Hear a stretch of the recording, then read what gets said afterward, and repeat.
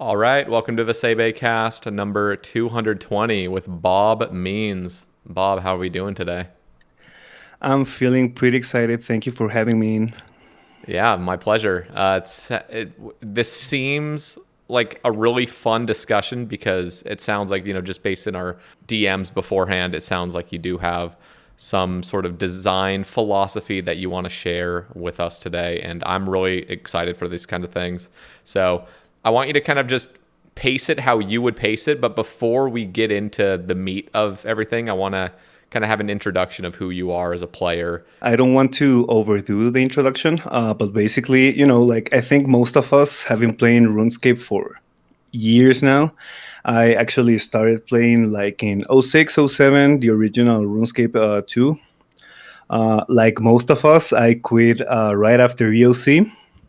But I returned to RuneScape 3 in about 2015. I wanted to try out like the new stuff, give it a proper try to EOC, and I was actually pretty amused. Like it was really good when I returned, so I stuck around for RuneScape 3. I at the time like I didn't really mind old school because well, it wasn't as fully fleshed out as right now, right? Hmm. Yeah, and in 2021, I actually started a group Ironman account with some real life friends. I started completely playing old school RuneScape instead of RuneScape 3 in 2021. I maxed out that group Ironman account, and PVM wise, I think I have my fair share of experience. Like I have completed the Inferno like 5 times or so. I have completed. I got my own shadow from farming 470s in TOA. I got my own twisted bow from challenge modes. Like I don't consider myself like a pro player, but I consider myself like above average. Yeah. I also got the Coliseum. I mean the blessed quiver from the Coliseum without any wave one farming. I actually had to kill like 25 soul heredites to get that done. Very nice. And in RuneScape 3, I also have my fair share of PVM experience. So, like, I don't want to say, like, oh, I'm super good at the game or whatever, but, like, I definitely feel like I'm above average when it comes, like, to player experience or skill. Good. That is actually really good to share. So that's getting a kind of good foundation of who you are. And so, when we get into some of this design philosophy, we can have that as kind of like the foundation of who we're hearing from. I'm going to have you kind of lead the discussion a little bit, and I'll Okay. obviously be here to, share my thoughts. And if you have any things you want to ask me, I'll be here. Okay. Yeah, sounds great. So, before we actually get into the discussing of like the design of this kind of stuff, I need to explain some additional context because otherwise it's going to be like maybe weird or nonsensical. Okay. So I'm a software engineer like in real life, and I love playing games like most of us.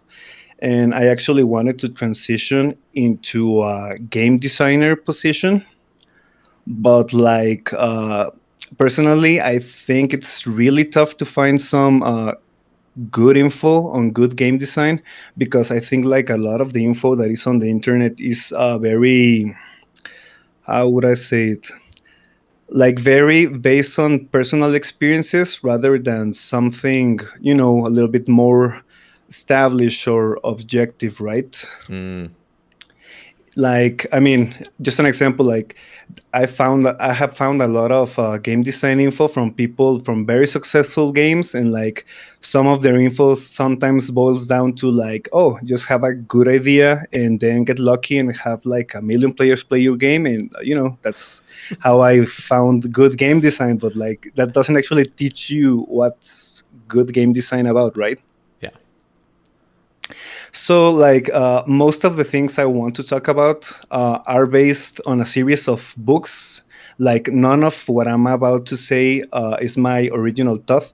In fact, these books they don't have anything to do with game design. Actually, they are books based on architecture.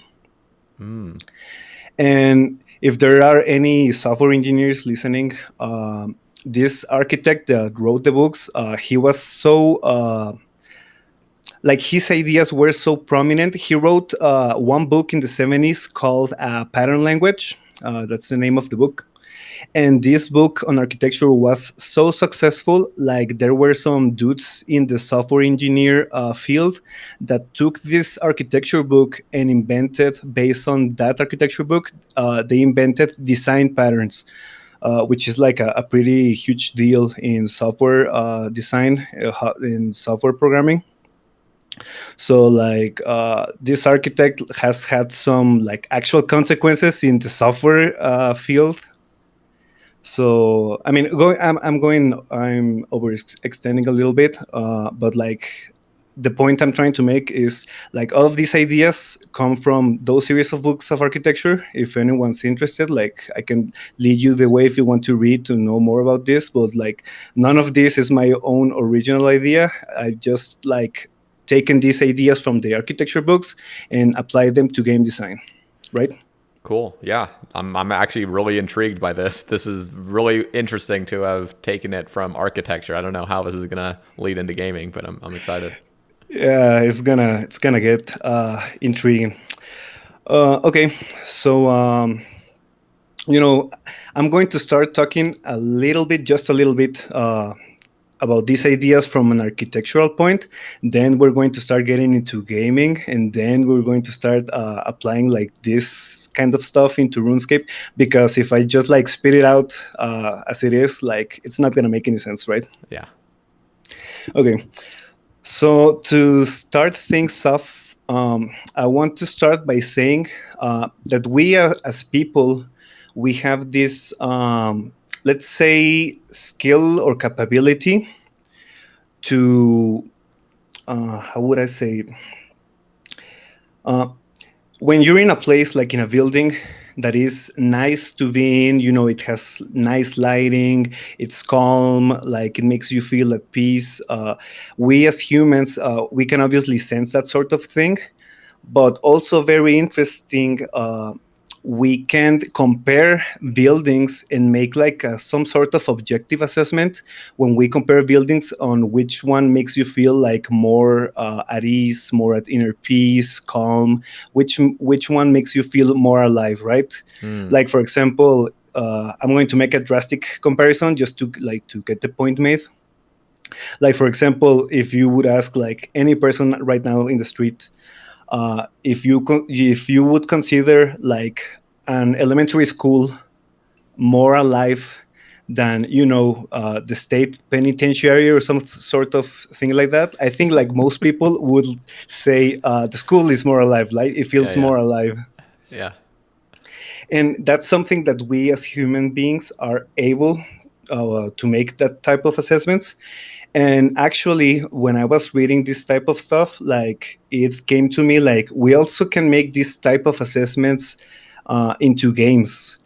Um, but we usually don't call it like which one feels more alive or less alive. We usually call them like, oh, this game is more fun or this game is more boring, right? Mm-hmm. For example, like if I were to ask you right now, which game would make you feel more alive, chess or tic tac toe?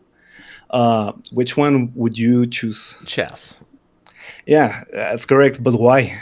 Well, I would say because there's way more complexity to it. Okay, yeah, that's a fair. And the That's a, pieces look cooler too. I mean, there's more going on. It's not just X's and O's, but I would say in that example, it would just be the complexity of the game, and just one is solved, one isn't solved, as well. okay, that's part of it. But now let me spin this question some other way. Okay. Uh, Hold on, I'm trying to think like a really really complex game.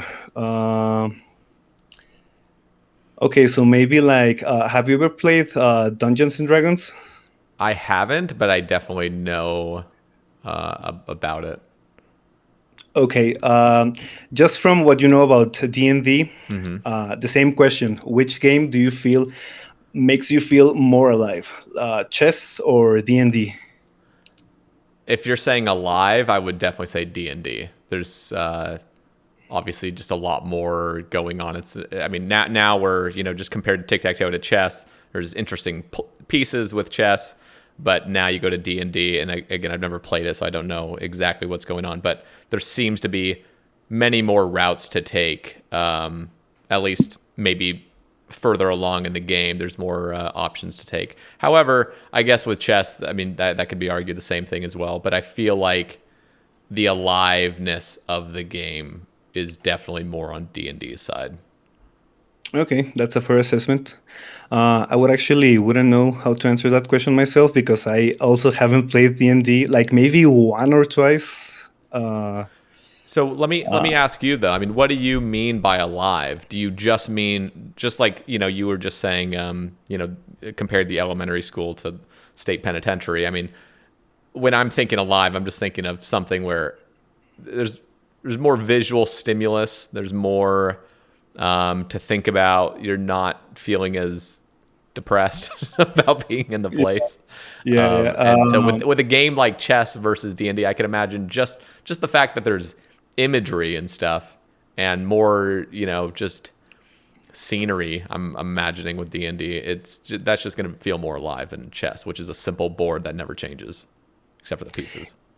Yeah, but actually, you said one important word right there, and I'm going to make a point eventually, but like to keep going on with the examples. Okay. I don't know if you played, what's the name of the game? It's called, um, I'm sorry, I'm not really good at keeping up with new games. I just played RuneScape. It's something like Starfield, like it was like a space game that released last year. Yeah, I think it's Starfield, right? Isn't that Yeah, I think it's a Starfield. okay? Okay, so like from what I've seen, from what I've heard from that game, it looks like it's a pretty complex game because Mm-hmm. it's based on space exploration and stuff.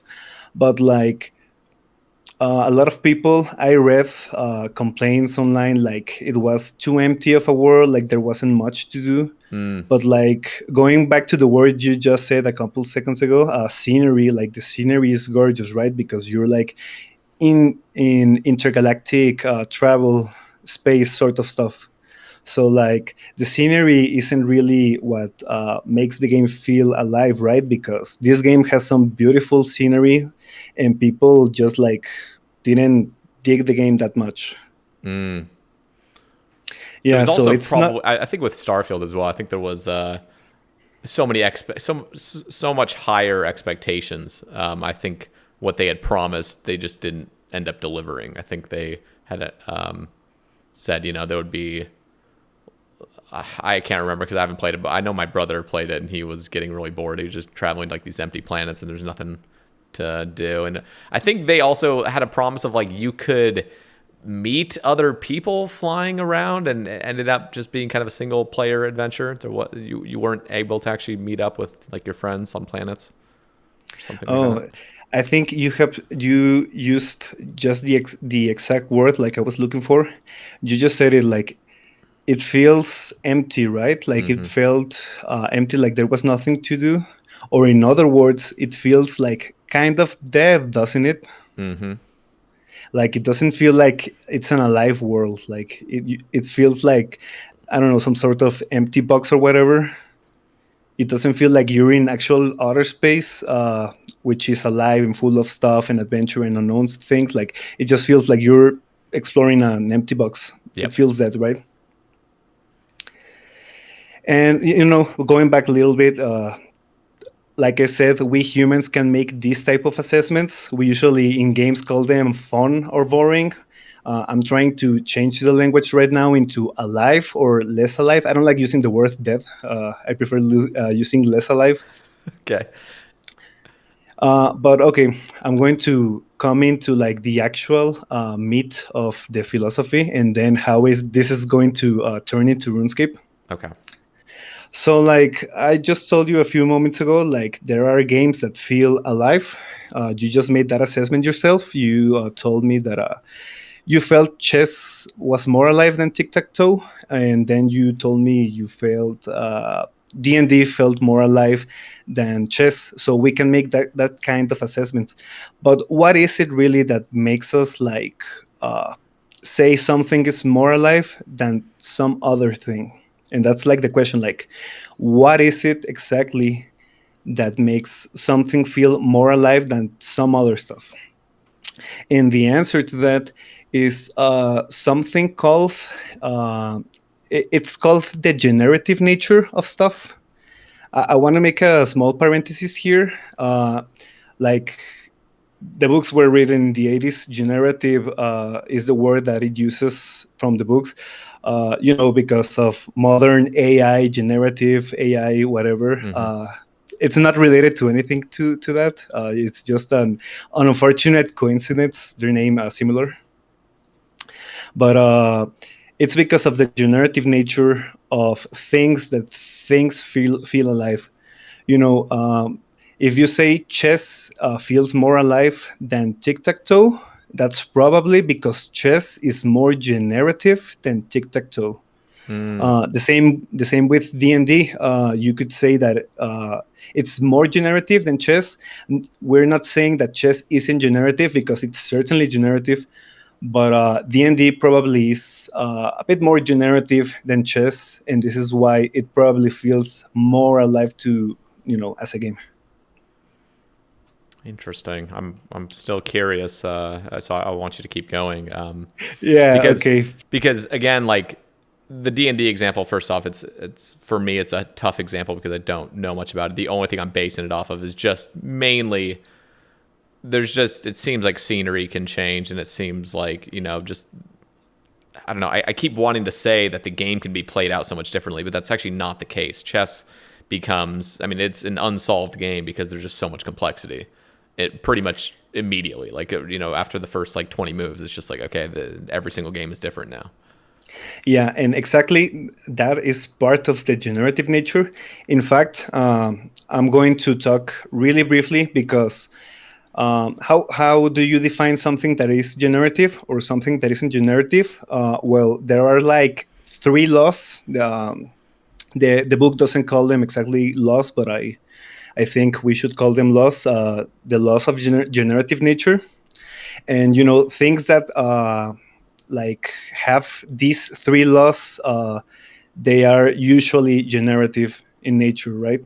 Mm. Chess itself, like it has these three laws. Also D&D. So I'm going to talk about these laws. And okay, uh, it's gonna get a little bit weird because I'm going to start using some other terms. Mm-hmm. Just try to keep up with me, and if you have any questions, I'll gladly try to answer them. Okay, so generative stuff has three laws. Uh, the first law, it says that the game, I'm going to use game because like buildings can also be generative, but I'm not going to talk about buildings, Mm. so I'm going to use the word game. uh, the first law of generative nature is that games that are generative usually add something of value one step at a time. That's the first law. Mm. So like for example in chess, every turn when you move a piece, the thing you're adding of value is like the new position of your piece. Like every time it's your turn in chess and you move a piece, like the whole game changes forever. Like after a movement, you might have new threats to care about, or like maybe you capture one piece or something like that. But like every single move in chess adds something of value. Always, like the game never stays the same after a move. Always something of value is added after every player's turn. Interesting. Okay, now I want to just pause you really quick and just Yeah, ask you: do you find chess to be one of the gold standards of great game design? yeah, Okay. exactly because of these three laws. Okay. That's Yeah, that's it's good to know. it's Let's it's continue. amazing chess. I want to make a small parenthesis. Actually, I'm trying to be myself a content creator and talk about this sort of stuff, mostly board games, because board games are easier to talk about than video games. Hmm. And the idea of why I'm using chess as an example is because in one of my future videos, I'm going to make a video about explaining like the whole generative nature of chess, but in close detail. Hmm. Yeah, but answering your question and the reason why I'm using chess as an example, yes, chess is actually very generative as a game. It's one of the reasons why it feels more alive than like most games. Hmm. But yeah, that's the first law of generative nature. So basically, the game adds something of value, one pace at a time. That's very important. One pace at a time. And in chess, this pace is every turn. Like every turn, something new is added to the game. Yeah, like in chess, you don't have all the pieces go. You don't have all the pieces go all in at once, right? Like it's slowly building up every turn. Yep. The game doesn't start halfway through. Yeah, exactly. Okay. Okay, so moving on to the second law, which is also very important. Uh, each time that the game adds something to, I mean, to like the match or whatever, it preserves uh, what has been added before. Let's imagine for a second, because this is going to get a little bit weird. In chess, you start building a structure, not a physical structure, but like a metaphorical structure of movements, like a history of movements. Like in chess, every turn you start building a structure of movements. Like this turn I moved a pawn, and the next turn the opponent moves a knight, and then I moved my bishop, and like we're building that structure of history of movements. Mm. And this structure is built on what is. Hold on, I'm trying to like, because it's really hard to explain. Um, okay, so let's circle back a bit. It's a structure of movements, right?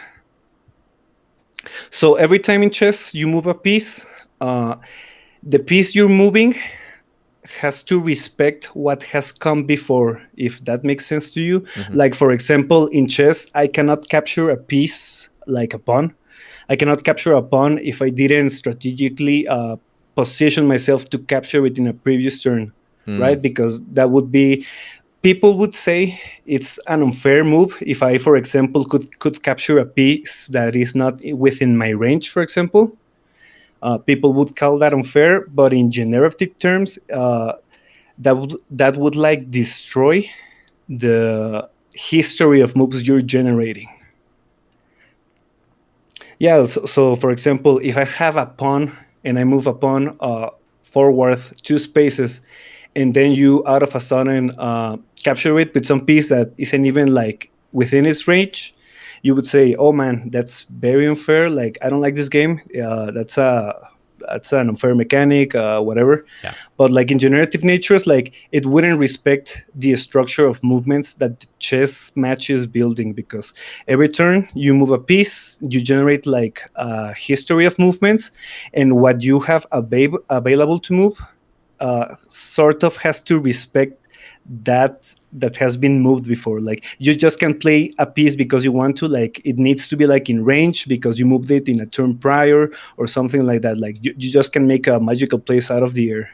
Now, is part of this suggesting that predictability is like important in game design? Like, is that kind of where we're getting at? Like, I could see, you just got to obey the rules. It sounds like, what you're saying is there's certain rules you have to abide by during the game. And obviously, everything has to make sense.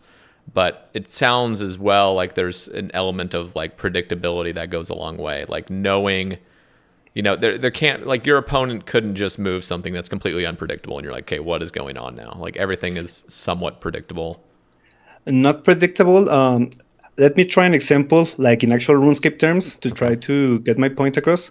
Imagine, for example, if in old school RuneScape, let's say you were training agility, right? Mm-hmm. And when you train agility, you gain XP, and that XP goes into your character. And you slowly you start building a structure of agility XP. So you have like 0 XP, then you have like 10, then you have 20, then you have 30. Yeah, Mm-hmm. like you're slowly building a structure of XP. When I say structure, I don't mean like literally like a physical structure, like a building. Mm-hmm. Like these type of structures can be numbers, they can be movements, like I said, they can be anything.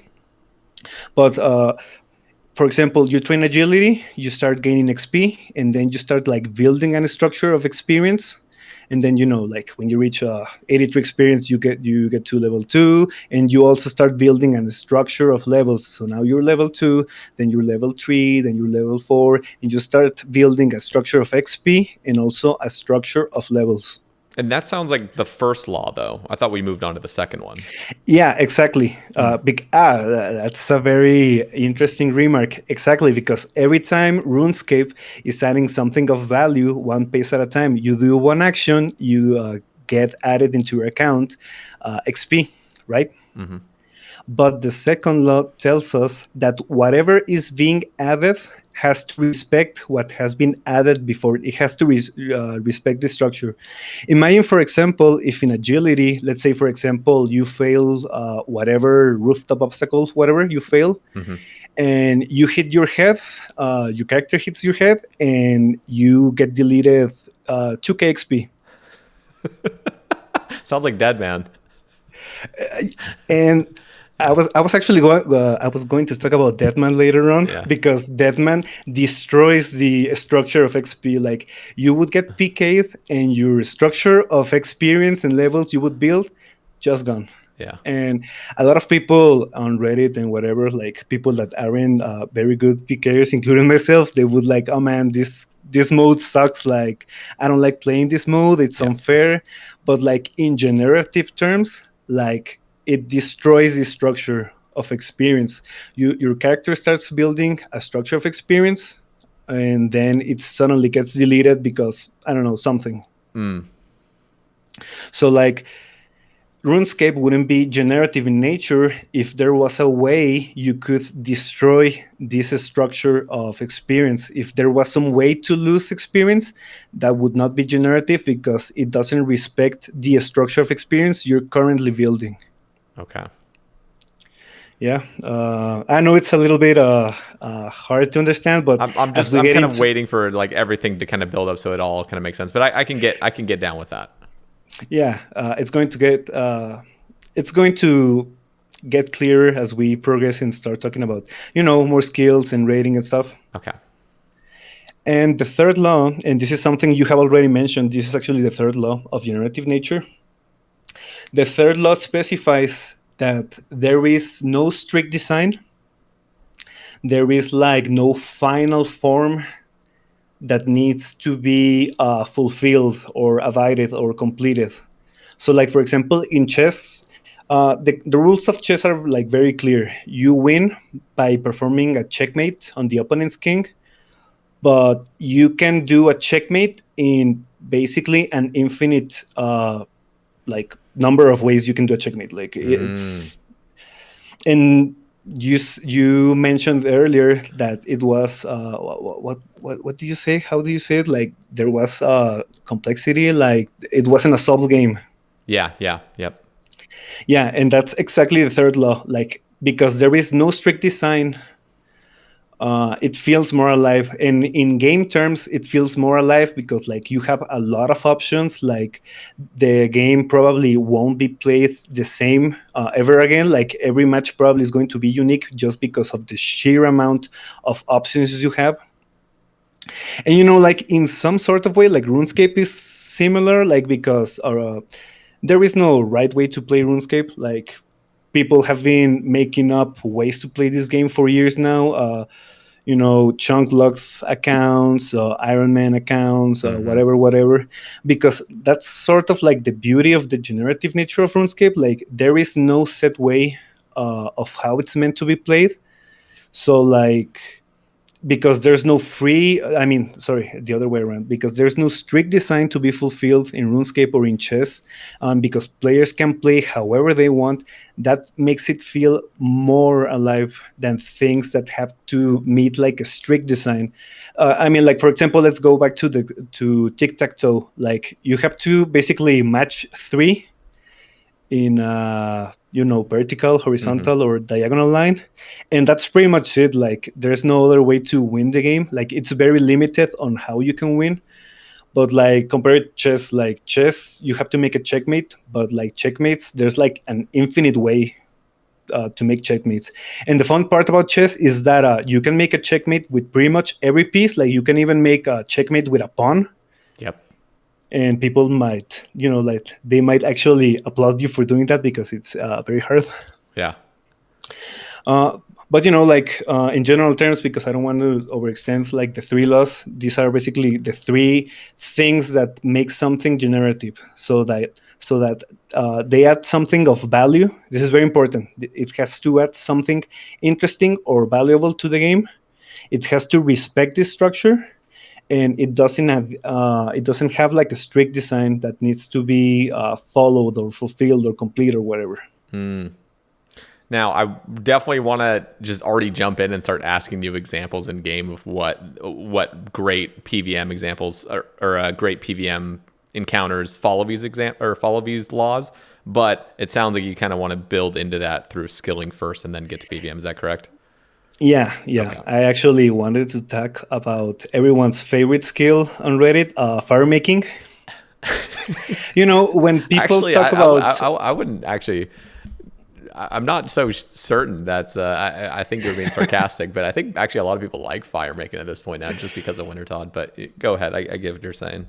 no, no, I get it. I mean, it was like a little bit sarcastic, but not so much. Mm-hmm. I mean, the reason I'm using firemaking, it's because like it's not a I don't feel like firemaking it's a universally disliked skill. It's just like meh, like just whatever. Mm-hmm. Like it's not too slow, but it's also not too fun to train. And talking about the generative nature of stuff again, like for example, we as players, we make these type of assessments all the time when we talk about, when there's a poll like what's your favorite skill in RuneScape, and people go like, oh well, it's Slayer, it's magic, it's whatever. We make those type of assessments like on a general consensus. We like sort of universally agree, sort of, not Mm. so much, but and usually the most disliked skills, the ones that people aren't so crazy to train about: agility, fire making, fletching, that kind of stuff, Mm-hmm. rune crafting. So people call these skills boring or tedious, or boring and tedious and slow and whatever. But using like the terms have just described, I would say that, for example, fire making is a skill that is not very generative, or it's not generative at all. So like for example, let's analyze fire making. So for example, fire making, the first law tells us that the game, or in this case the skill, has to add something of value. But like fires aren't that valuable of a game mechanic. Like, sure, they're portable places where you can cook, but like they have poor cooking success rates. um, they don't last for long, so like you'll probably get interrupted on your second or third inventory of whatever you're cooking. Like fires themselves, they're not very valuable. Like they don't actually add much to the game. They don't actually like enhance RuneScape as a whole. I mean, it's kind of cool, you can make fires, sure, but like talking about how much does a fire actually enhance your game experience, like not much. Like Mm. fire making doesn't really add much of value, as a skill. um, Most skills, they fulfill the second law. The second law, if you remember, is the law that it has to respect the structure of what has been built. I mean, like most in RuneScape respects the structure because there are usually no mechanics in game that destroy your progress. I mean, except for dying in the wilderness, that would destroy like your gear progress structure if you look it into that way. But like into skills, like most skills don't have something that destroys your progress, destroys the structure of what you have been building. So like most skills fulfill the second law. So I'm not going to go really into looking into the second law of fire making.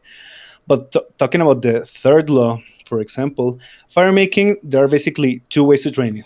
And it boils down to line fire making, or, well, bonfires, or Sorry, I forgot the old school name of bonfires.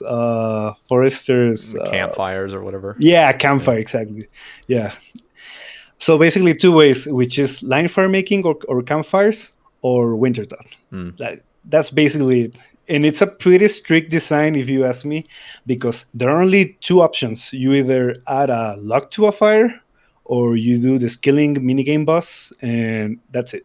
That's all there is to fire making. There is no other ways to train fire making. Fire making doesn't add.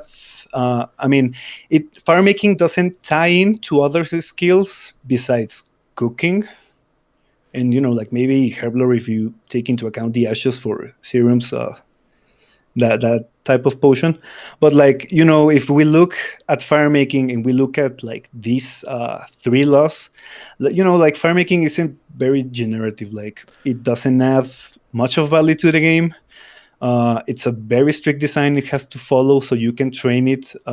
Yeah, I would Let, say it's not generative. let me ask you, just focusing strictly on Wintertodd Yeah. and talking about the third law for Wintertodd. Now, there's only one way to finish the game, which is to kill the Todd, which is, 100% health. So you got to get it down to 0. Is there a problem with a design like that? Like, does this more involve PVM where there's just more going on? Like, is that a failed design simply that there is one way to kill it, and which is putting logs into the brazier to kill it? I wouldn't say it's a failed design. I don't like using the word failed because On it less probably alive, like, a less alive design. yeah, There we go. it's certainly just it's less generative. Okay. I would leave it at that. It's definitely less generative, and it's not a winter thought problem. Like it's uh like I don't even want to say like the word problem. It's a feature. Let's call it a feature. Hmm. It's a feature of pretty much all bossing. Like the main goal is to drive the boss's HP to 0.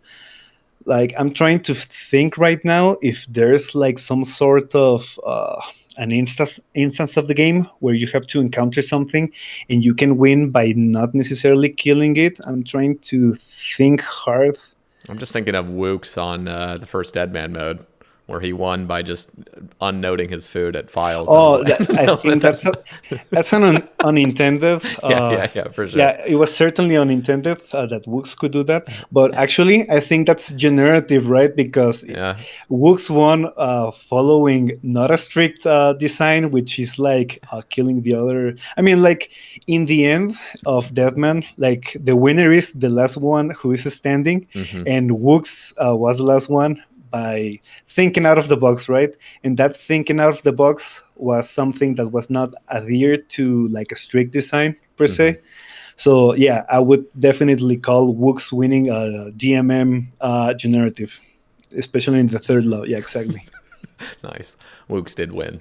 Yeah. Yeah, Well, if you think of any that in particular, because there's probably several with a few different variations of how to complete the round or the game, but it's yeah. not infinitely complex. But I guess let me just I'm just gonna throw this out there. I don't want to like throw us too Yeah, far sure. ahead in the discussion, but I'm just imagining the end of Theater of Blood, where Verzik really can just be anywhere at this point. It can be in any kind of like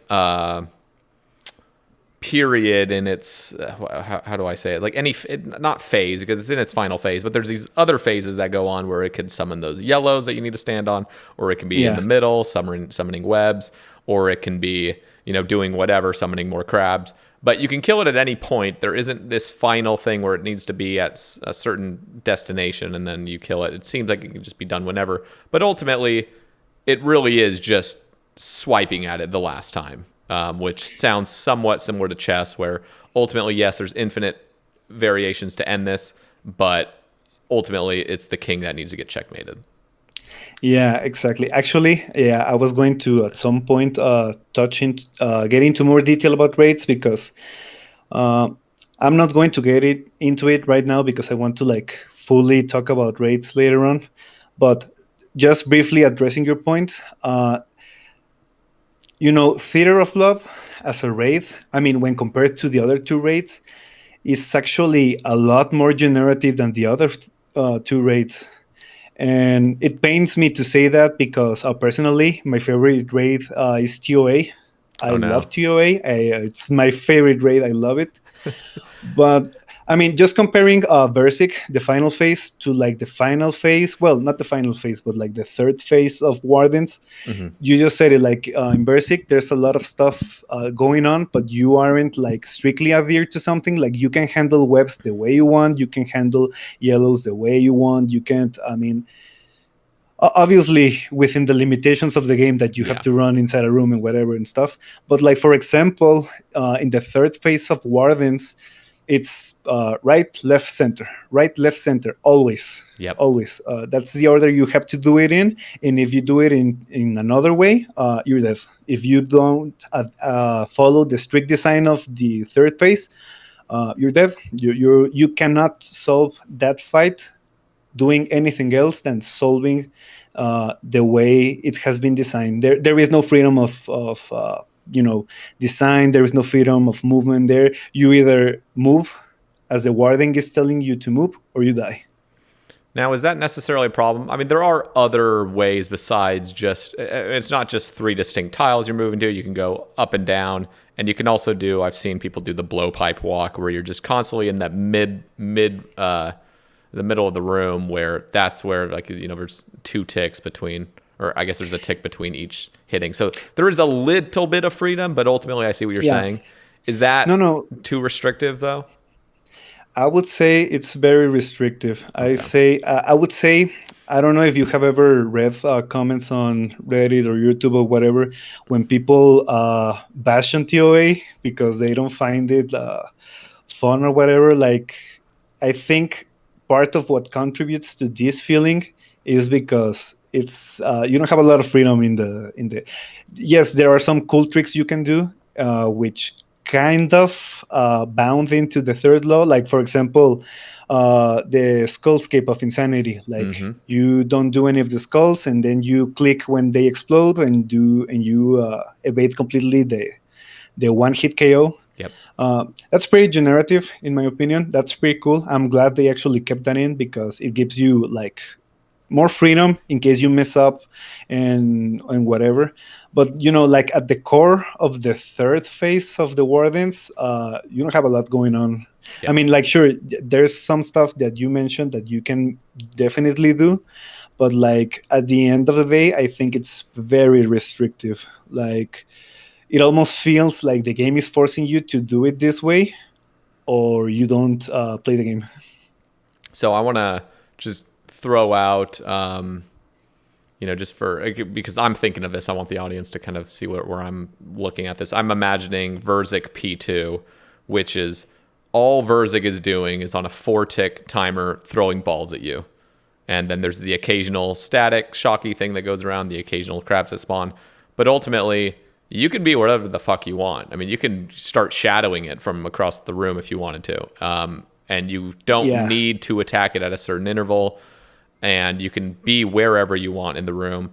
But Verzik still is stationary there. You can't, there's no way of like moving her. Like, I would feel like that would be more generative, right? If you could somehow even like move her into different areas to be more efficient somehow.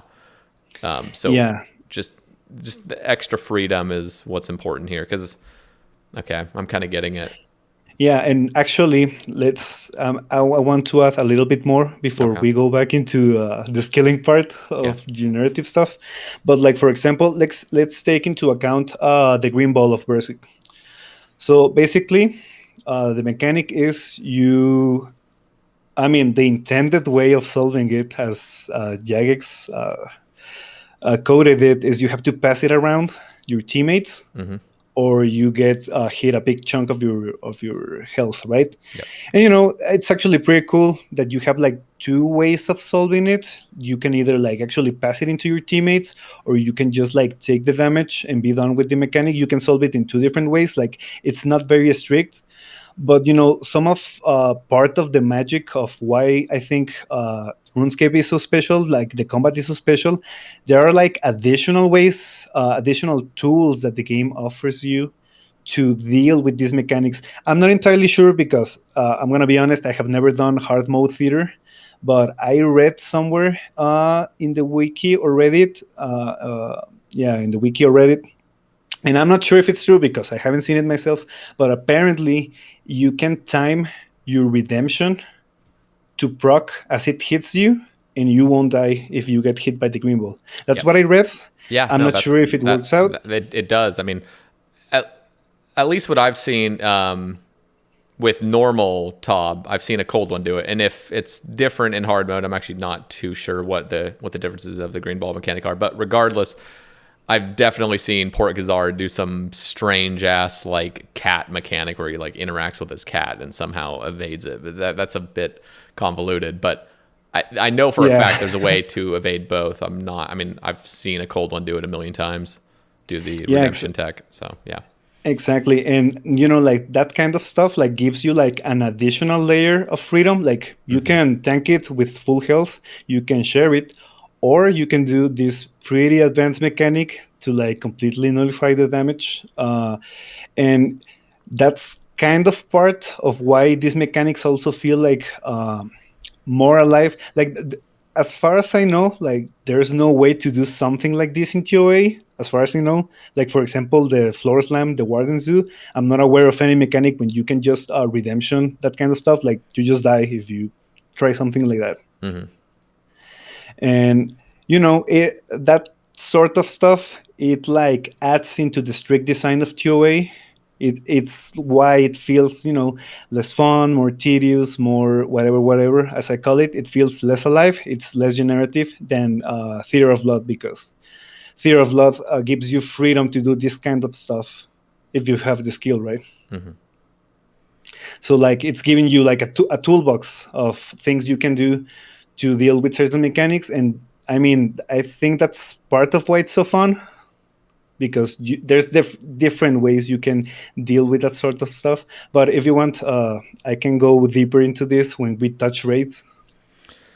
Yeah, no, I mean, I'm already thinking, once we get to raids, I don't want to keep derailing us and continuing on the raids discussion if you have something else to add with skilling to get us there.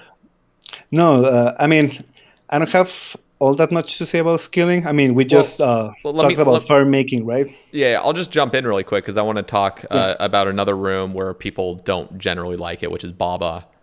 And you go into Baba, and I'm imagining, just based on some of the examples you shared, where it's like, as long as there's some sort of way to null some sort of action, that would be interesting.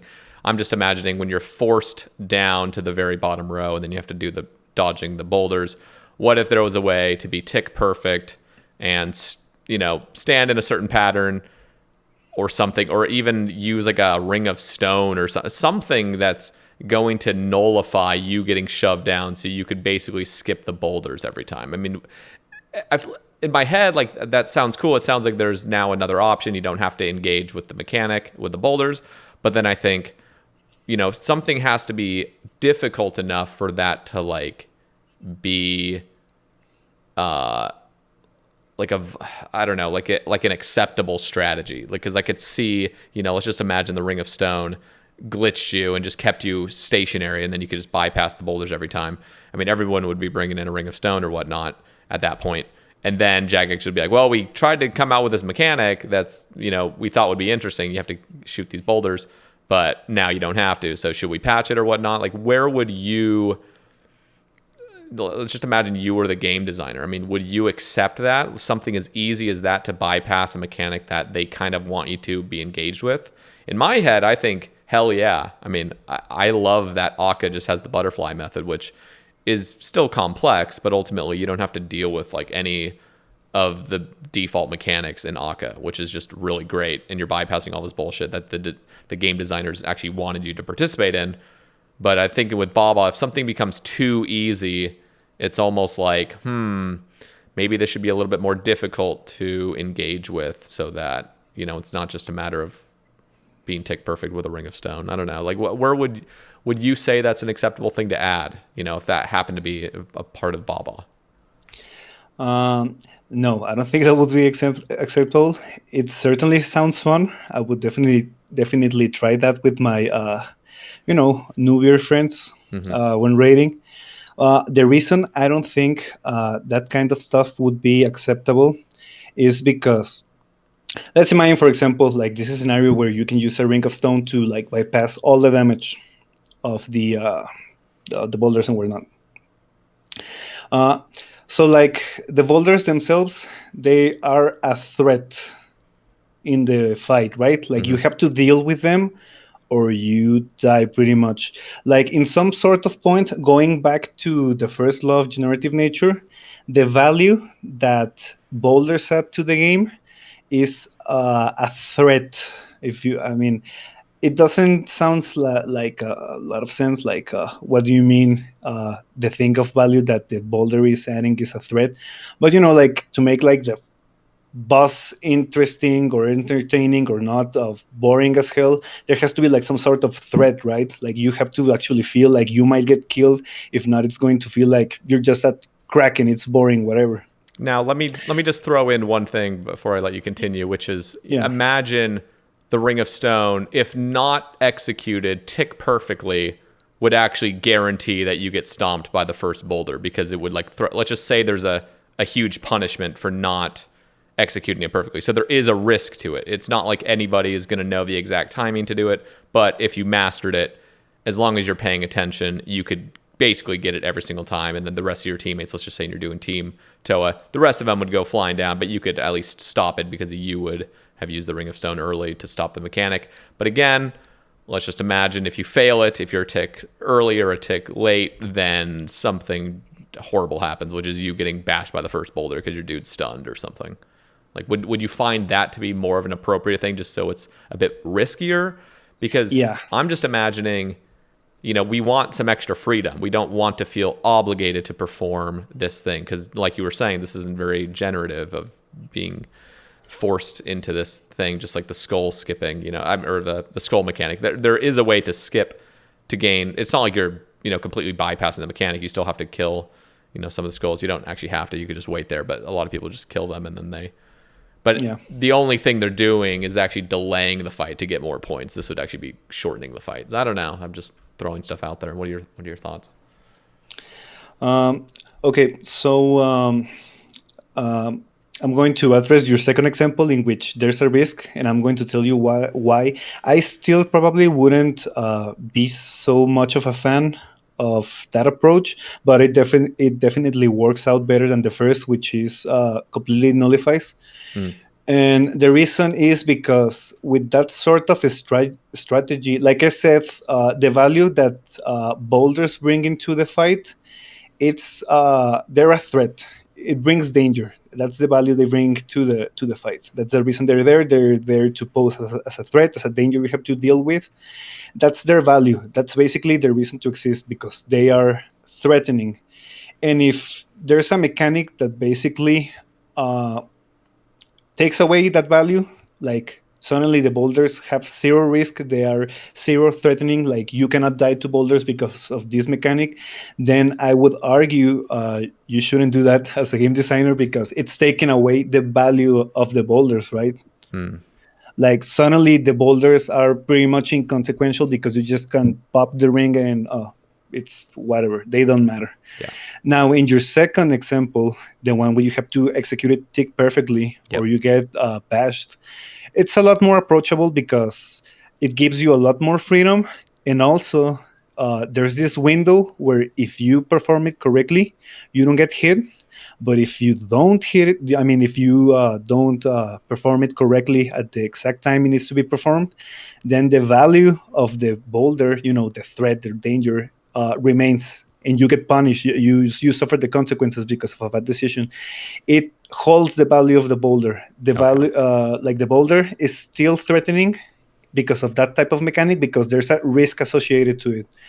If we made boulders invaluable because they don't do any damage, then why even put boulders at all in the first place, right? Hmm. So like I would put it into terms of designing mechanics that respect the value of other things, Yep.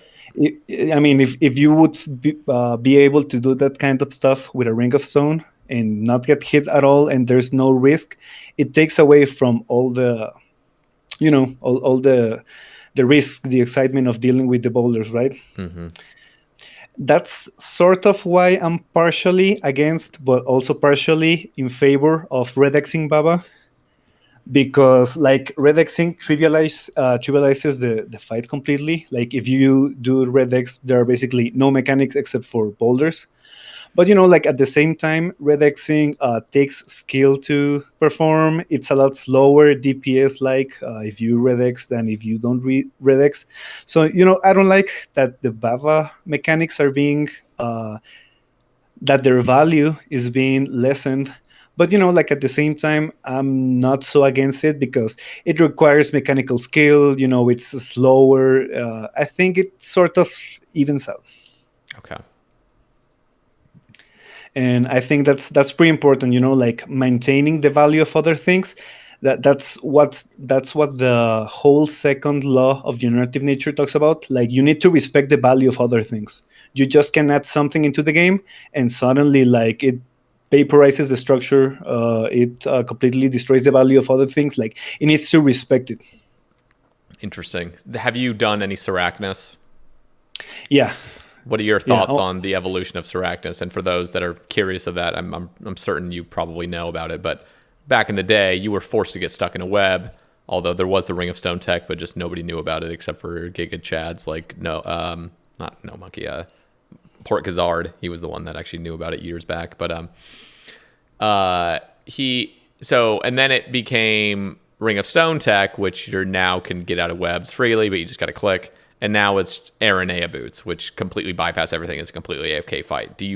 Is that just something like the boss is already a trivial matter, so it doesn't matter, or did you have a problem with that becoming less and less meaningful to actually engage with the fight?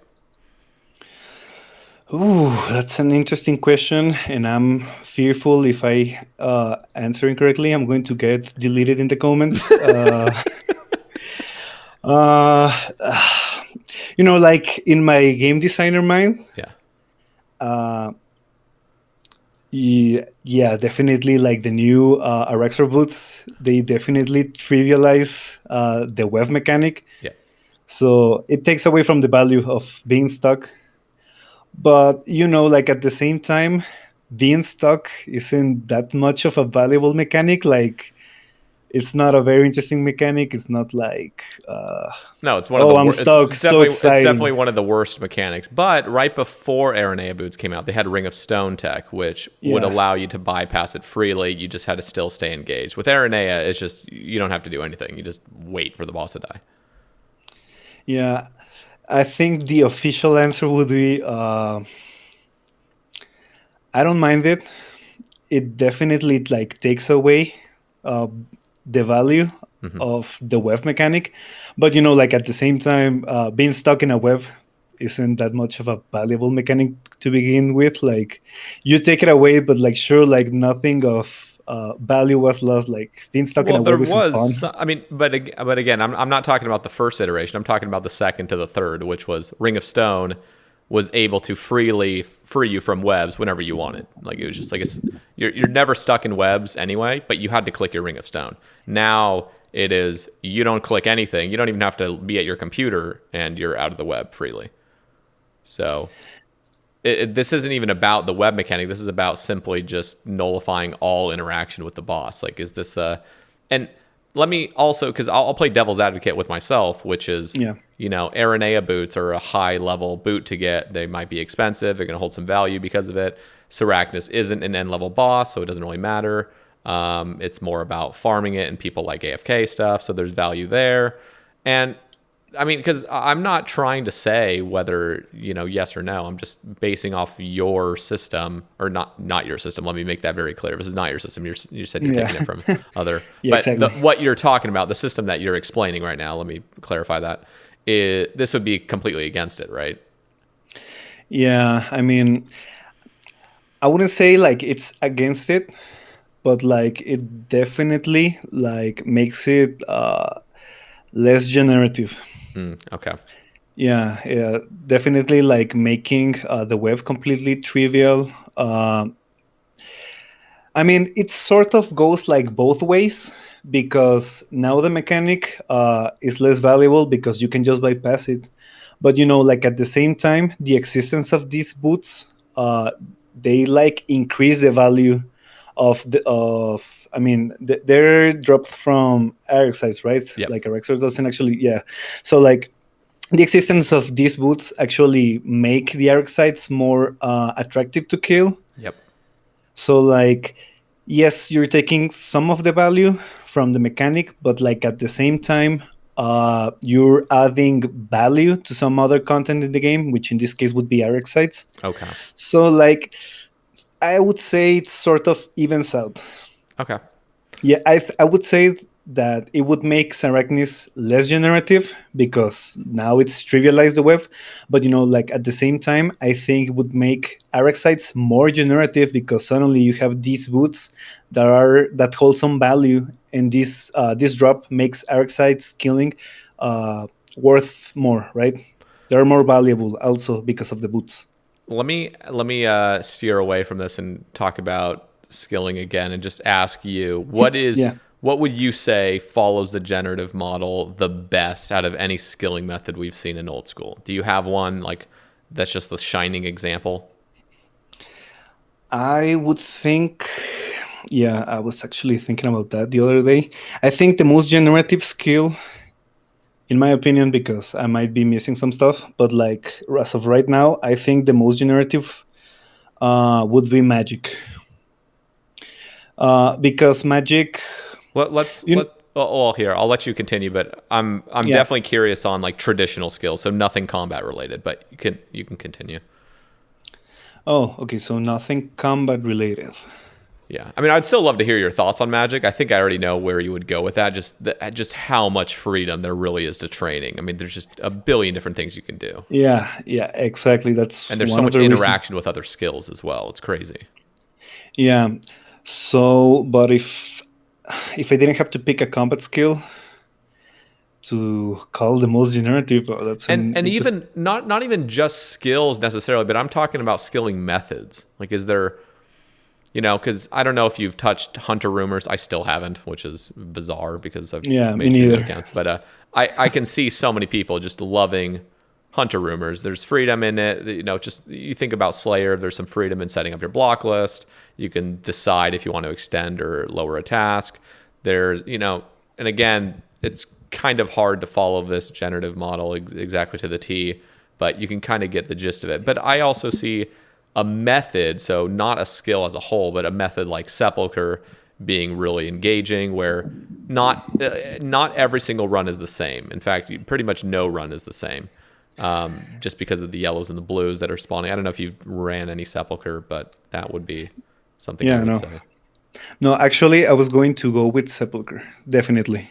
And I would say Sepulcher as a skilling method is very generative.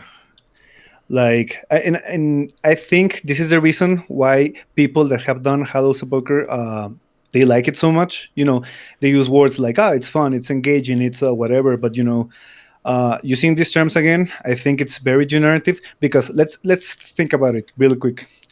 So Sepulcher, you add something of value every floor. Like every floor, you basically you start building like a progress of floors. So you're in the first floor, then you're in the second floor, then you're in the third, the fourth, the fifth, whatever.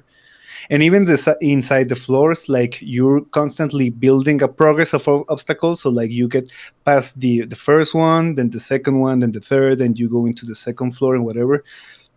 So like it fulfills the first law.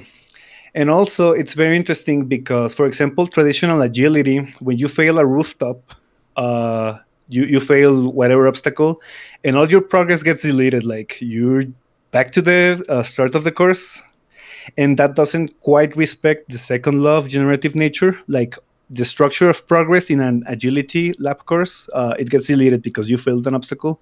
Hmm. But the house of poker doesn't do that. Like you failed an obstacle and it leaves you right at the start of the obstacle you failed. And that's pretty huge, right? Because not only is it generative, because I mean, most people would probably find it like very unfair if you failed the sepulcher and it put you back to the start of floor one. Like I'm like reading right now in my mind all the comments complaining about how sepulcher is trash and and it's unfair and whatever. Because something that Sepulchre does really well is that it respects where you left off. Uh, I mean, when compared to traditional agility, where you fail an obstacle and you're back at the start, you failed something in Sepulchre, and that's fine. You can carry on, like in the last checkpoint you reach, right? Hmm. And just as you said, I mean, there's obviously there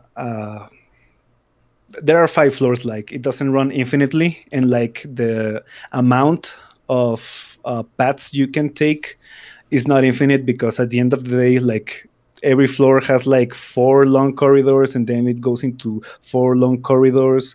Like it's not an infinite way to go into the sepulcher, but because there's so much variety, you just said it, it feels like every run is not the same. Like you're going to get different combination of obstacles, and that sort of adheres to the third law, where there's no strict design, because you technically never, oh well, it's very unlikely you're going to encounter the same like pattern of Hmm. floors and obstacles every run. Like it's very unlikely. So I would argue Hallowed Sepulchre is actually like the gold standard of what JMods should look at when trying to design scaling methods, because Sepulchre is very generative. Like it just covers the 3 laws I just told you. And I mean, compared with traditional agility, like traditional agility, sure, you build a structure of progress, which isn't that much valuable. You fail an obstacle, and all your progress gets deleted in the second law. And like the design of rooftops, like it's very strict. You click on the next obstacle, and then the next, and the next, and the next, and the next, and then you're done. And there's no freedom in that. That's why it's so boring, because there's basically this very strict design you have to fulfill to do rooftops. Let me ask you about something more basic, and I want to hear your thoughts on the design of it. Motherload mine. Is Yeah. does that fulfill anything? Is that a failed? Okay, not failed. Is that a less alive method? What would you? I guess I'm not saying the word dead. You said don't use the word dead, but it's definitely Yeah, I like. mean, if you Let want me. to use it, Yeah. it's fine. I would rather use less alive. Let me hear your thoughts, just your take in general on Motherload Mine. Where does it succeed? What could it do better to more align with these generative systems? Well, I think Motherload Mine is just. This is probably going to be an unpopular opinion. I think it's fine. It's a fine piece of content. I'm not so crazy about it. Like, again, talking about the generative loss of generative stuff, it gives you ore. Basically, you mine. You collect a structure of ores. Well, they're not called ores, right? They're unidentified minerals. No. No, they're pay dirt. Pay there. Yeah, Sorry. The yeah, that's the minerals are from the mining guild. yeah, yeah, yeah. Yeah. So you basically start building a structure of pay dirt. This pay dirt itself can be valuable. It scales with your level, so like it's not completely worthless what you're mining. Like it will have some use, and the value of that use will depend on your mining level. Uh, it definitely like the content. I think it respects what you have mined. Like if there was some sort of like bullshit mechanic or something like that that deleted what you have collected so far, then yeah, that would not be generative or fun in any way. Yeah, that would be awful. But it doesn't have much of a free design per se. Like it's basically you click rock, you fill your inventory with rock, you deposit it on the thing that washes your rocks. Hmm. You collect whatever it's at the end. That's pretty much it. Let me. It's not a So yeah. I have two questions. One is, do methods need to do basic skilling methods need to follow this, or is there some beauty in having a variety of really dull, sort of boring methods that are a lot more chill? I mean, I definitely agree with adding things like shooting stars and other really AFK things like redwoods and stuff, because it's something where people aren't actually trying to engage in the content. But with a place like Motherload Mine, is it fine the way it is, or would it genuinely be a better thing to actually make it more complex, but more, again, I don't know how the hell this would be designed in a way like chess would be, but do you think there's any value in redesigning a piece of content like that? I'm not advocating we redesign it, but I'm just saying, in theory, redesigning Motherlode Mine to more fit that. Do you think that would be a net positive for the game? Or is there just places where Motherlode Mine should just be in the game because it is kind of dull? I mean, to be honest, I don't really have a problem with Motherlode Mine. I don't actually have a problem with things that are dull or repetitive, as long as they're, I mean, like, as long as there's some sort of trade off or value to it. Like, for example, if it's AFK, but it's slow, then sure. I mean, I'm fine with that because the trade off of being slow is that you can, I don't know, watch a movie while you do it or whatever, right? Now, I, I have one more thing. I'm sorry, I'm interrupting so much. I need to yeah. ask you this, which is, when we're thinking of chess, that's the entirety of the game. I mean, there is no, I mean, chess is not a massively multiplayer online game. It's just, I mean, it's not like there's other things that are getting involved, and then you can play a chess match. So I'm wondering, should we see RuneScape as a whole rather than narrowing it down to certain methods and certain bosses? And just see the game as like, okay, RuneScape is truly infinite. You can take any course of action you want, and all the little details don't really matter. So it would be like me focusing on Motherlode Mine would be the equivalent of focusing on the next move in chess, and that's it. Like, there's only, I mean, there's a bunch of different moves you can make. One is just going to end the game immediately because your opponent's going to checkmate you. But there's several moves you could make that, have some drawbacks, and you kind of have to decide. You can kind of see, several moves ahead. I'm just wondering, when I'm pinpointing certain methods and certain bosses, does that actually mean anything, or do we have to look at the totality of RuneScape as a whole to see if the generative model's working? No, I think you have to look at the whole picture, definitely. Okay. Yeah, like going back into the Sarachnic example Yeah. about the spider boots.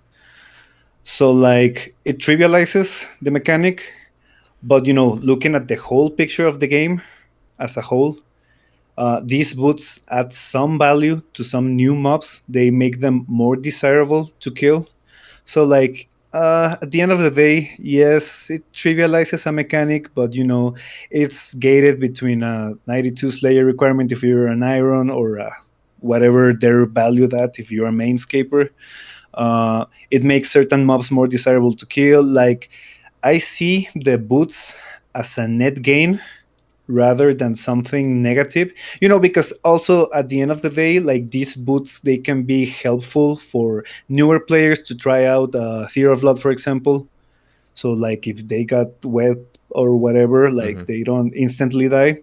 So like these boots definitely add a lot of value to the whole game.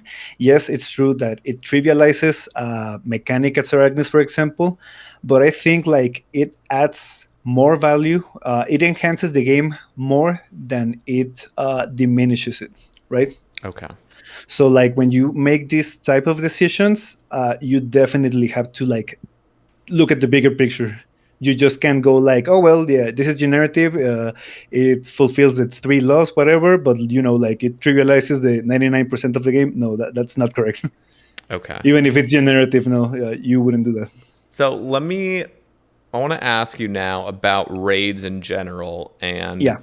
do you have specific things in mind that you think would be a positive to adding to raids? Or like, have you ever thought of certain things that you would want to have changed in raids to make it better? And do you have, also, this is the second question, which is, do you have any, thoughts on design of raids 4 and things that you would like to see? I'm going to get murdered in the comments, Okay. but I'm I would excited. actually advocate to be for raids to be more like TOA. Yeah, I Really? know it's So what, controversial because I know it's people joke it's the third best raid in the game. let me just add, because it sounds like you're kind of contradicting yourself, but I want to hear why you think TOA is it. Like, and also I want you to be honest. Like, is it just a bias thing? Is it just the fact that you spent more time in it and it just came easier to you or something? Or because it sounds like you objectively said TOB is actually a better Yeah, generative model. Uh, mm, I would say the fights of TOV are more generative than the ones at TOA. Let's talk. I mean, yes, I'm biased about TOA because in theory, the Wraith sounds very generative. In theory, I'm going to push into like the actual state of things because TOA. The premise of this raid is that you could customize the mechanics you're going to encounter. You can customize the difficulty. The premise is also that the order in which you kill the bosses is going to affect some stuff in the future. Which is true because if you kill certain bosses or not, I mean, not bosses. If you kill one warden or the other, then certain phantoms appear at the end. It's kind of true. But like in paper, TOA sounds very generative, because you have these customizable mechanics that add value to the boss fights. Uh, and like of the three rates, TOA, I would argue, has the most freedom in regards of the order you have to take on the bosses. I know it's not exactly true because the smelling salts, the boost you get from range makes it so that it's more efficient to kill Sae Bae at the end, for example, and Hmm. Baba.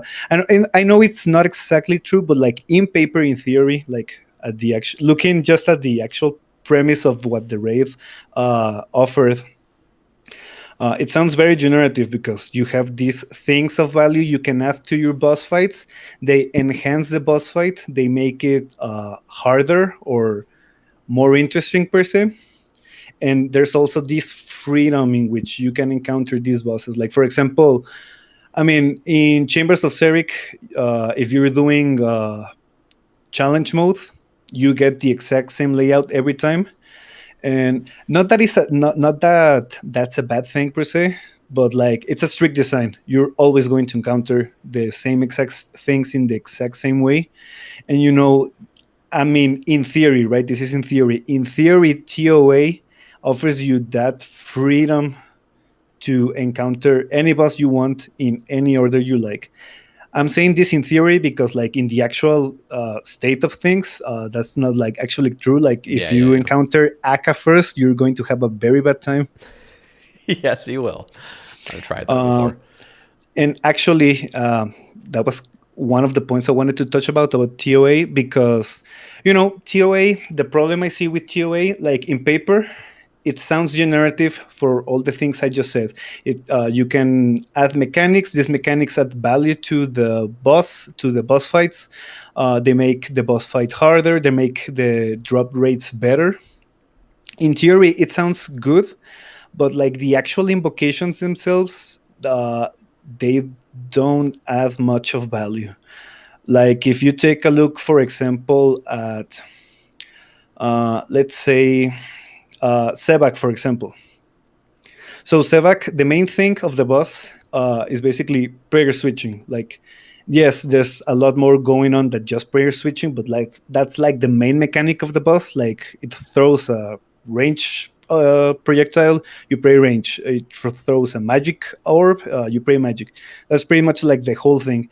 And the mechanics, the invocations that you can put into the Sevak fight, they don't really make this prayer switching mechanic any more interesting. Like, yeah, I mean, it affects other mechanics like the acid stuff, the barrage thing, and whatever. But like the actual prayer switching mechanic, which is like the main mechanic of the fight, it it doesn't actually get like any more interesting or harder or whatever. Like Mm. the invocations don't really add much of value to that player switching mechanic. They add value to some other stuff, but I would argue that's why the invocations they're a good system on paper, but like in actual implementation, I would argue they are not very generative because the value they add to the mechanics of the boss are not very valuable. So, what do you want to see from Raids 4? And I'll just, kind of rephrase the last thing. Like, is there anything specifically in Raids 1, 2, or 3 that you would like to see altered, and that would make it a better thing? Like, have you ever done the raid and thought specifically about something that could be improved that would just make the raid feel better? Yeah, I would make the boss fights a lot more like Theater of Blood, and let me explain why. So going back into TOA, uh, most of the bosses, unfortunately, have like one or maybe two ways to properly kill them. Like Sebak, pretty much you have to use ranged or melee if you're feeling daring. Like Kefri, for example, the only way you can actually kill the thing is with a fang at higher invocations or a stab weapon at lower invocations. But like any other weapon is going to feel like not good against it. The same thing with Baba. The same thing with Akka, right?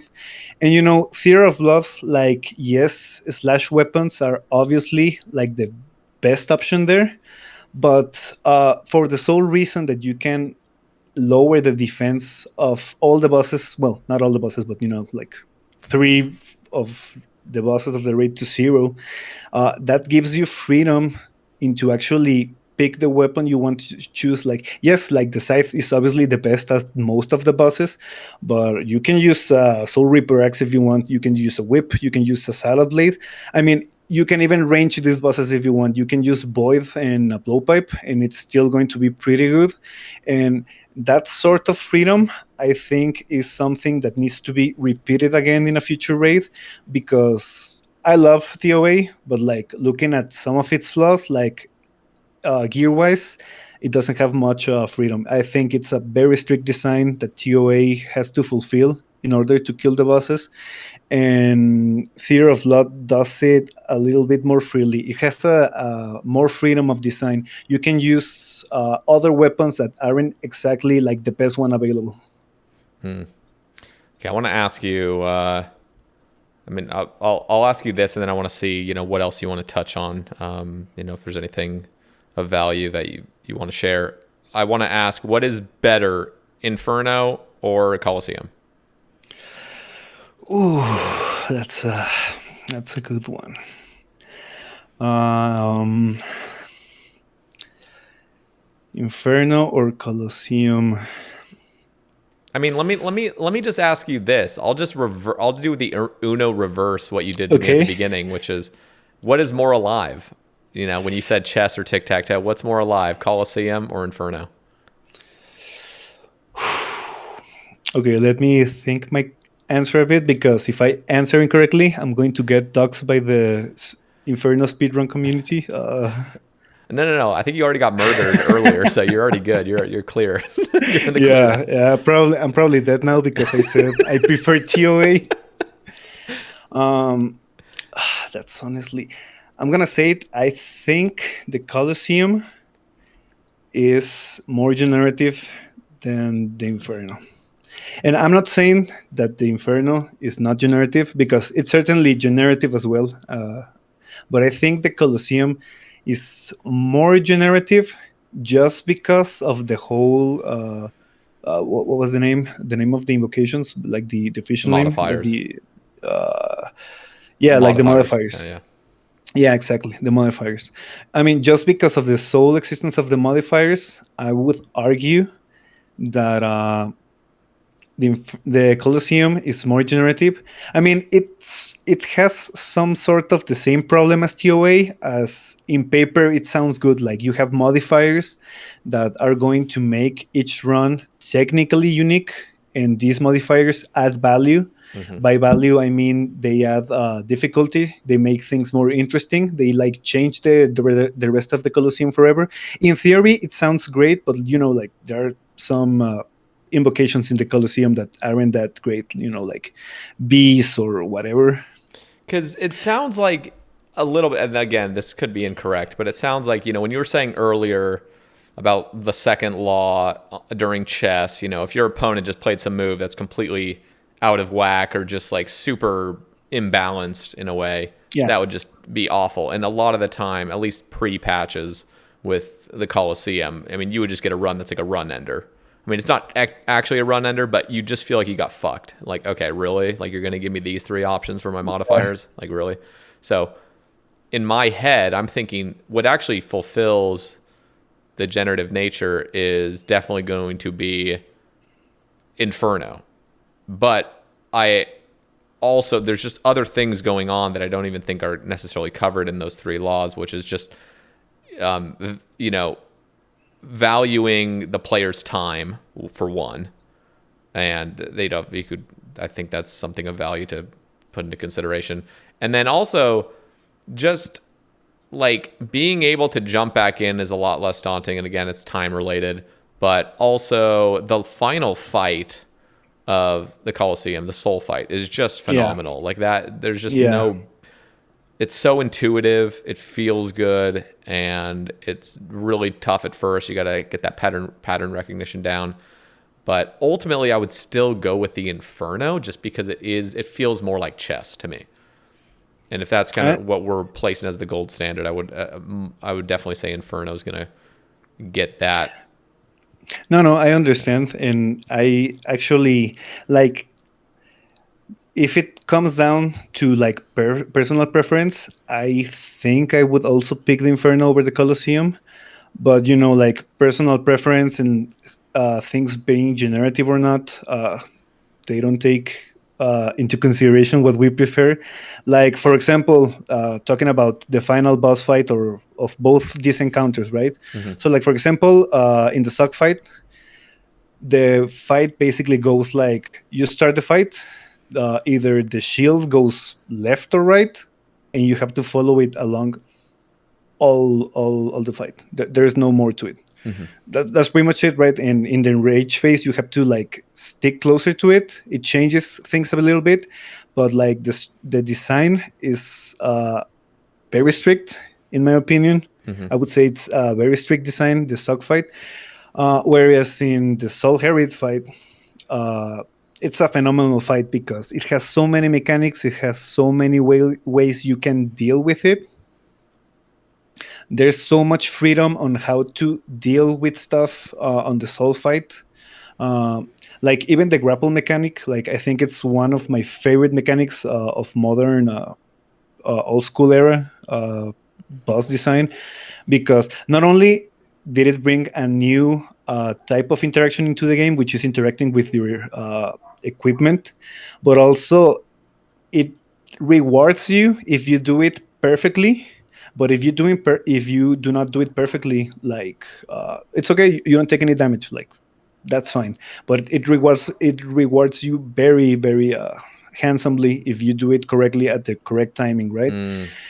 And in the suck fight, there aren't things like that. You are either inside the shield or you're outside it. If you're outside it, you're pretty much dead unless you get lucky.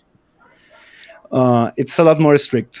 And I'm not saying like the suck fight is a bad fight or anything, because I mean No, there's I would agree. still. I would agree with you that I think Soul is the much more enjoy. First off, enjoyable. I think the thing that the Zuck fight has over it is like there are ways to manage it. It's not, and not everything's completely strict. You'll see speedrunners keep Jad alive, Yeah. which is a ton of freedom. The fact that you don't even need to kill Jad and you can still beat the fight, that's amazing. No, I was actually going to Yeah. address that. I think it was Port Hazard who did an Inferno clear with, I believe it was No Prayer. Yeah. Yeah, like Yeah. he basically TK'd every single. I haven't investigated how it really works. As far as I understood, is that you ticket uh, the suck hit at the same time you're going to ticket the jab hit, so you don't get killed somehow. I don't know, something like that. That was pretty cool actually, and like this type of mechanics, like they add more freedom. It definitely adds a lot more complexity. That's correct, and it makes the Inferno, the fight, have a lot more depth than previously thought. But like at the end of the day, like okay, so I have three options now: staying in the shield, staying out of the shield, or ticketing a jab hit at the same time I'm ticketing a suck hit. Whereas in the Coliseum, if Soul does a, I don't know, spear 2 attack, there's actually like a plenty of options you can choose from to evade the attack to handle the mechanic correctly. So like not trying to like diminish this new complexity of the Inferno, because it's very cool and it definitely expands on the freedom of design of the sock fight. But like, just right off the bat, I think the Soul Herit fight is more generative because it has a lot more freedom of how you can deal with things in there. Yep. I mean, yeah, I think we both could argue either way with those two pieces of content. They're both great. So let me ask you now. I mean, is there anything else that we haven't touched on that you definitely want to get to, or it was that pretty much just kind of this game philosophy and kind of sharing how how to kind of look at the game in a different lens. Well, I think the only thing I want to have as a last, talking point is, the reason why I'm bringing all this generative stuff and whatnot is because, sometimes on the internet, we're gamers. We like to discuss our games. We like to discuss whether it's a good mechanic, or if it's some fun, or if it's boring or tedious or whatever. But I don't think using those kind of adjectives are very. I don't feel like they get us somewhere most of the time. Like using fun, or using boring, or using tedious or whatever, especially when discussing new content that is being pulled or whatever. I think that people should use more of, have in mind like the generative nature of things, and try to like make a judgment in base of this type of laws and stuff. Like, for example, I want to like just address a really really quick example. I saw like a month ago, or yeah, maybe like a month ago on Reddit, there was some people discussing the degradation mechanic of rune pouches, Mm. of rune crafting pouches, not Yeah, not yeah, the ones you stuff runes in for combat. yeah. I saw this discussion, and I was actually like wondering to myself, like, well, degradation as a whole, what value does it add to the game? Like, can you actually name one positive thing that degradation of rune crafting pouches actually bring into the game? No. Yeah, exactly. Like, I stood there, I sat like 30 minutes, like trying to come up with something positive. Like, oh, degradation enhances the game in this way or in this some other way, but I really couldn't think of anything that degradation enhances the game. So like, I tried to share these view thoughts on Reddit.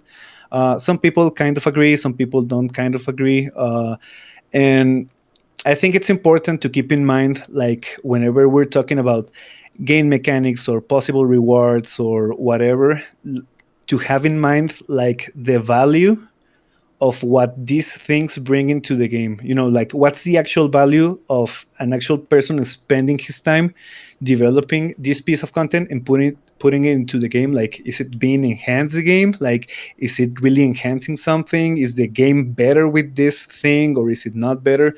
Like, for example, degradation. I don't think it brings anything positive to the game. I don't think it brings anything of value to the game at all. Some people argue that, well, because there's the degradation, like the NPC contact has another use. You can use it to contact the Samurai mage to repair it. It also makes like the runecrafting cape more valuable. And well, yeah, it's true. Like, these things are valuable because of this degradation mechanic, but like the degradation mechanic itself, like, it doesn't bring anything interesting to the table. Like, it doesn't add any depth, it doesn't add anything of value. Like, it's just annoying, it's there. Yep. And I kind of get it where it comes from. It comes from an era where runecrafters were supposed to be this kind of people that made runes, and making runes would be profitable, where a supply of runes is limited. There are no rune packs in the game. There are no rune drops in the game. So like, it makes sense to like add a degradation mechanic to keep the value of the skill, like the monetary value of the skill. But like, that's long by area. Like, we're not in that year of the game anymore. Hmm. So like, I mean, at the end of the day, the point I'm trying to make, I would actually like people to like have in mind these kind of terms, the generative terms, and to actually like discuss the value of the content that is being pushed into the game, or the value of existing stuff in the game. It doesn't have to be new, right? Yep. Yeah, I think that's a pretty important point to touch. Yeah, no, I'm with you there too. I don't think there's anything really added of value other than just nostalgia's sake for keeping the rune pouches degradable. I mean, even if you were to throw out like another sort of, we have the abyssal needle that combines all the rune pouches into one. That's already a nice quality of life. I mean, first off, if the lantern could be used outside of Guardians of the Rift, and if it didn't, I'm pretty sure the lantern is the one that doesn't make it Yeah, degrade a redwood. yeah, the last one, Yeah, yeah. like Jesus. Like, okay, first of all, it's a massive requirement, which don't get me wrong is definitely doable. But for Iron Man, you have to get to 90 wood cutting, and actually, I don't know if the Yeah. firemaking requirements there. I think it is too. But 90, No, yeah, 90, yeah. and I think you need the yeah. But the fact that like that doesn't work. First of all, that's a whole separate discussion. Those lanterns need to work outside of Guardians of the Rift. true. It's really stupid. Yeah, yeah, that's true. But yeah. Yeah, and actually, that's kind of like, some people argue about talking again about degradation, the degradation mechanic, like oh, you take away the degradation mechanic and suddenly the lantern isn't useful anymore, like the skill cape isn't useful anymore. And that's true, but I mean, when you're designing stuff, I think you should be designing things that add value, and then design stuff that add more value to it. That to add something that doesn't really add anything to the game, like degradation, Hmm. and then add stuff to fix that thing that doesn't add any value. Like, I don't think that's a very good game design approach. I think you should design things that add some value to the game, and if you want, later on, you can design some other stuff to make it more valuable, not add something that brings nothing and then try to fix it with newer content and say, well, if you take away degradation, then everything else is going to be useless. Like, that's I don't think that's uh, a good way of looking into design. Yeah. Okay. Well, Bob, this has honestly been a fascinating discussion. This is the first time I've actually heard more of a philosophical take on game design. So I appreciate your time coming on today and talking with me. Uh, and I'm going to have any of your links provided down in the description. So it sounded, was I getting you right when you said you had a YouTube? Yeah, I only have two videos right now in my YouTube channel. Okay. I have a corrupted gauntlet guide and a guide for phase two of Wardens of TOA. I made those videos because I wanted to learn how to edit videos and stuff. Hmm. Yeah, but the plan is to release more videos talking more deeply about the generative nature of. Actually, like, my first video is going to actually be about the generative nature of chess, and another board game that is played that is named Carcassonne. Mm. Yeah, I actually, in that video, I'm going to talk like more deeply, more about these three laws and how they translate into actual gameplay. They're just not ready yet because I was supposed to finish them in November, but like, life gets in the way, Yep. you get busy, and but like, the first video of those topics should be coming relatively soon. So if anyone's interested in keep hearing more, I'm definitely going to keep talking about this in my own YouTube channel. Cool. Well, I'm going to have all your links provided down below. So those wanting to follow, go drop them a like for me, or drop them a follow for me. And Bob, yeah, thank you for coming on. And guys, for those listening, if you guys want to support the cast, there's a Patreon link and a YouTube membership link where you can access full episodes for just $2. Check it out there. And that's it from me. So thank you again, Bob. Thank you very much. It's been really fun being here and talking about all this stuff. Thank you. I really appreciate it. It's my pleasure, man. All right, guys, take it easy. Peace.